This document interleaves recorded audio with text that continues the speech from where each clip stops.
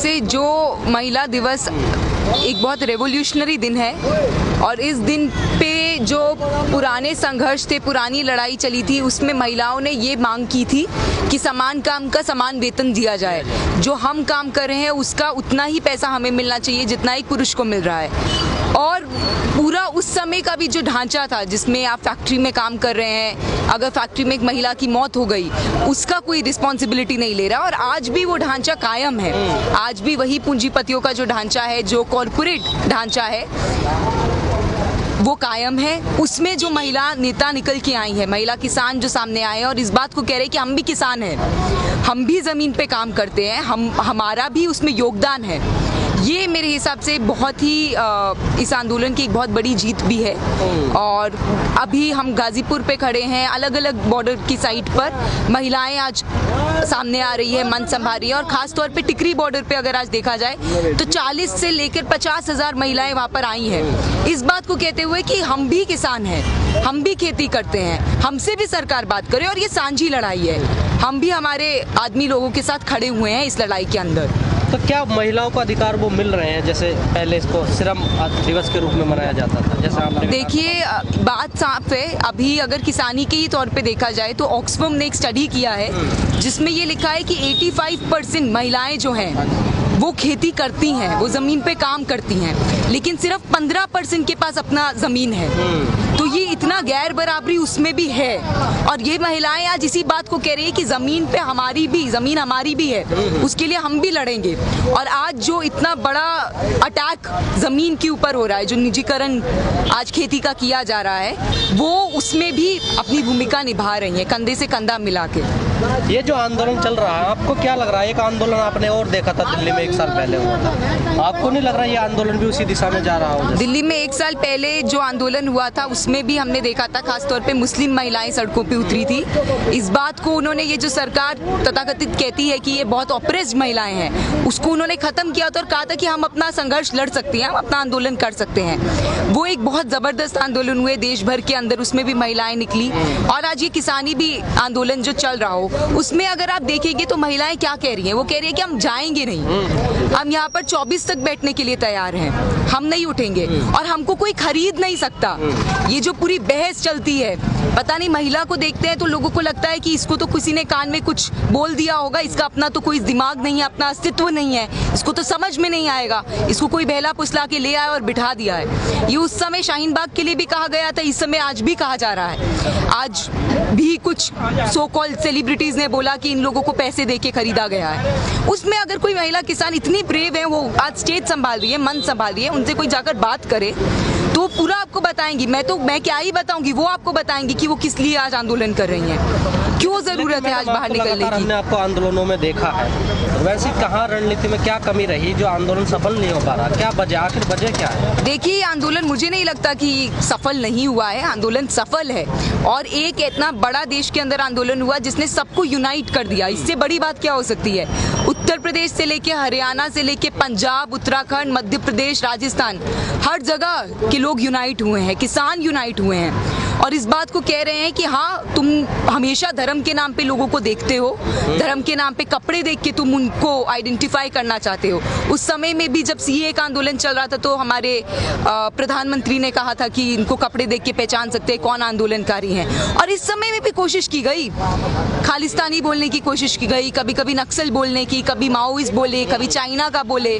अरे जो किसान है वो किसान है, वो कह रहे हैं हम किसान हैं, हम अपनी जमीन का अधिकार मांग रहे हैं, हम निजीकरण के खिलाफ लड़ रहे हैं। जैसे छात्र, एक बात मुझे लगता है कि बहुत ऑर्गेनिक हमारा भी किसानों के साथ एक रिश्ता है, क्योंकि हम भी अपने यूनिवर्सिटी में जो निजीकरण ये लोग करते हैं उसके खिलाफ बोल रहे हैं और वो लोग भी आज निजीकरण के खिलाफ एक बड़ी लड़ाई लड़ रहे हैं। लेकिन सरकार का जैसा स्टैंड क्लियर है कि हम कानून तो वापस नहीं करेंगे, संशोधन करने के लिए तैयार है, तो किसानों के पास क्या रास्ता आगे के लिए? किसान मेरे हिसाब से बखूबी अपना रास्ता निकाल लेंगे, हम उनके साथ हैं। बस हम यही कहने के लिए आए हैं, छात्र होने के नाते, महिला होने के नाते, कि हम इस लड़ाई में आपके साथ खड़े हैं। और खास तौर पे इस बात में कि क्या आगे का रास्ता होगा वो तो किसानों ने साफ कर दिया है कि आप तीनों कानून वापस लीजिए। और सरकार अगर नहीं, मेरे हिसाब से तो ये सारा आंदोलन को जितना भी सरकार ने दबाने की कोशिश की, बहुत सारी बीच में कंट्रोवर्सी करने की कोशिश की, इवन 26 जनवरी पे नवनीत सिंह की मौत हो गई,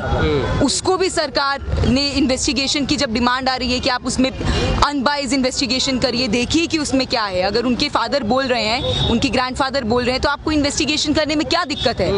ये सब चीजें आ रही हैं, सरकार के पास ही इसका जवाब है। वो चाहे तो तीनों कानून वापस करे, अपने आप सब लेकिन जिस खत्म हो प्रकार जाए। आंदोलन चल रहा है इससे तो किसानों का नुकसान है ना, किसान शहीद भी हो रहे हैं, उनका काम भी छूट रहा है। नहीं, मेरे हिसाब से ये भी सवाल का जवाब किसान ही देंगे, और किसान ने इस बात को स्पष्ट कर दिया है कि जो लोग इस आंदोलन में शामिल हो रहे हैं, ये नहीं कह रहे कि हम घबरा गए हैं, वो इस चीज पे खुश है कि हाँ आंदोलन हुआ है, हम आगे भी लड़ेंगे। और जितने लोग यहाँ शहीद हुए हैं, उनकी शहीदी को ऐसे ही थोड़ी जाने देंगे। जो शहीद हुए हैं उस आंदोलन के लिए शहीद हुए हैं ना, और जो यहाँ शहीद हुए, जो अभी अपने खेतों में अभी भी शहीद हो रहे हैं, जिन लोगों के अभी भी सुसाइड चल रहे हैं, चाहे महाराष्ट्र का किसान हो या पंजाब का किसान हो, इसकी जिम्मेदारी कौन लेगा? ये बात है। तो क्या कोई जिम्मेदारी लेगा? हो रहे हैं देश में, उस पर असर पड़ेगा? कोई पढ़ना तो चाहिए, लेकिन चुनावी एक राजनीति जो है और एक जो आंदोलन की राजनीति है, बिल्कुल असर पड़ेगा। अगर उत्तर प्रदेश में चुनाव हो और उत्तर प्रदेश के जितने किसान आए हैं, तो कहाँ से हो सकता है कि यही किसान जाके उसी सरकार को वोट दे दे जो ये कानून लाई है? और किसान खुद भी बोल रहे हैं कि आप पिछली बार दिया था, गलती हो गई, हम ही लोग जाकर बॉर्डर पे भी शहीद हो रहे हैं और आप हमें अभी एंटी नेशनल बोल रहे हो। तो बात बिल्कुल क्लियर है, लेकिन मेरे हिसाब से एक आंदोलन होता है, आंदोलन का अपना रुख होता है, अपना डायरेक्शन होता है, वो चलेगा और किसान उसमें डिटरमाइन करेंगे। हम स्टूडेंट होने के नाते और दिल्ली के निवासी होने के नाते बस यही आज कहने के लिए आए थे कि हम आप लोगों के साथ खड़े हैं। पिछले 7 सालों से आप भी देख रही हैं मैडम, जो फैसले सरकार ने लिए हैं वो वापस तो नहीं हुए ना अभी तक। लेकिन आंदोलन भी तो कम नहीं हुआ, आंदोलन भी चल ही रहा है। कोई फैसला अगर उन्होंने वापस नहीं लिया तो वो क्या दिखा रहा है? हमारी गलती थोड़ी है, तानाशाही सरकार है ना। सरकार अगर लोकतांत्रिक देश है, लोकतंत्र के अंदर एक भी बंदे ने अगर स्वर ऊंचा करके कहा कि ये नहीं चाहिए कानून, आपको उसकी बात सुननी पड़ेगी। वो इस देश का नागरिक है, लेकिन आपने बात सुनी? ये हमारे ऊपर इल्जाम थोड़ी है कि 7 साल से आंदोलन चल रहे हैं तो क्या हुआ, या 100 दिन से बैठे हो तो क्या हुआ।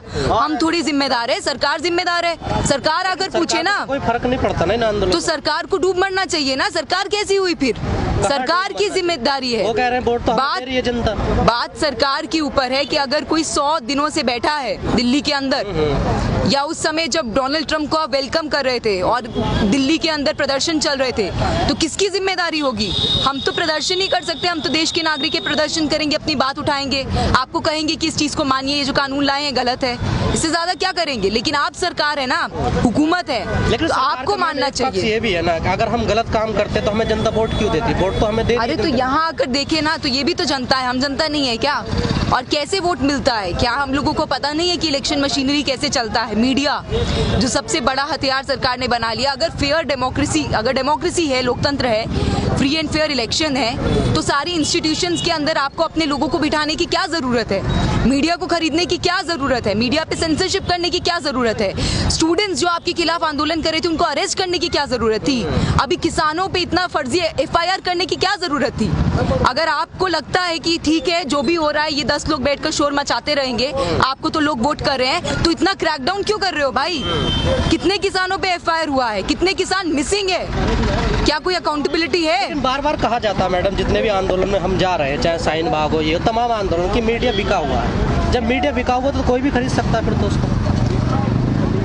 यार आप भी मीडिया के आदमी हैं, मीडिया में जो सही रिपोर्टिंग कर रहा है, मनदीप पुनिया सही रिपोर्टिंग कर रहे थे तो क्या हुआ? जेल में डाल दिया। ठीक है, तो कौन सही रिपोर्टिंग जो कर भी रहा है, जो अपना काम कर रहा है? मैं तो फैन नहीं हूँ उसकी कि कोई अच्छा काम कर रहा है, कोई बिक रही है तो कोई भी खरीद सकता है। खरीदना सही है क्या?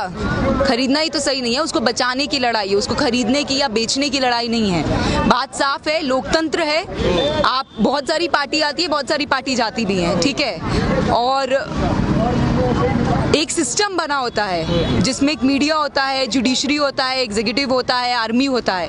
वो सिस्टम के अंदर ये जो इन्फिल्ट्रेशन चल रहा है ना RSS का, ये नहीं चलेगा, ये बात है। तो कैसा? हम ये कह रहे हैं कि जो सिस्टम के अंदर लोगों को बिठाया जा रहा है, जुडिशरी के अंदर आप अपने प्रचारक को बिठाएंगे, एक जज है चीफ जस्टिस ऑफ इंडिया जो बोल देगा कि अगर रेप विक्टिम को और रेप एक्यूज को उससे पूछ लेगा वहाँ पर कि क्या तुम शादी करोगी। ये क्या है, मजाक चल रहा है क्या देश में? क्या कोई कॉन्स्टिट्यूशन नहीं है? और ये जो 3 फार्म एक्ट्स आए हैं, 3 काले कानून आए हैं, ये भी तो कौन सा कॉन्स्टिट्यूशनली पास किए गए थे? हिम्मत ही तो पूरा सदन बुलाते ना, वहाँ पर वो लोग कह रहे हैं कि आप गलत तरीके से पास कर रहे हैं, लेकिन आपने फिर भी पास कर दिए। ठीक है, तो कॉन्स्टिट्यूशनल तरीके से तो कुछ हुआ नहीं है, तो हम लोगों पे अकाउंटेबिलिटी ठहराने की कि आप बैठे हुए हैं देखो कुछ हो नहीं रहा। अरे आपने कौन सा पूरा लीगल तरीके से काम कर लिया? और आपने क्यों फर्जी मुकदमे लगाए लोगों पे? अगर आपको डर ही नहीं था तो क्यों लोगों को बंद किया?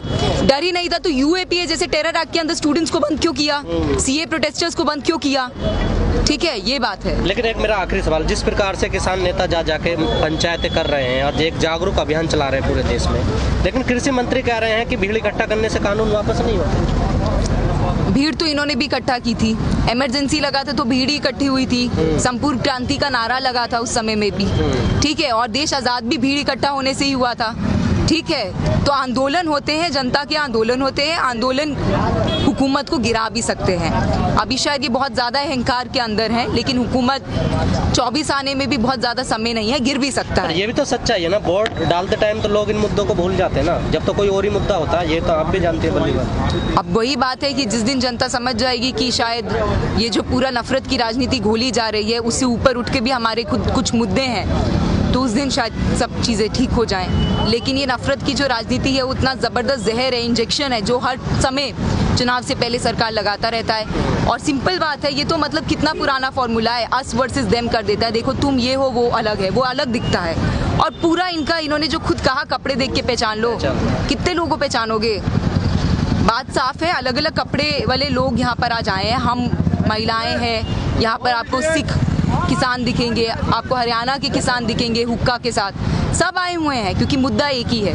और ऐसे बंगाल जा रहे हैं, कह रहे हैं हम विरोध करेंगे वहाँ पर, कितना सही है ये फैसला? सही है, अगर किसान चाह रहे तो जाएं, विरोध करें। देश है, देश में विरोध करने का सबको अधिकार है, सिर्फ अमित शाह को अधिकार थोड़ी है, सबके पास अधिकार है, करना ही चाहिए, क्या दिक्कत है?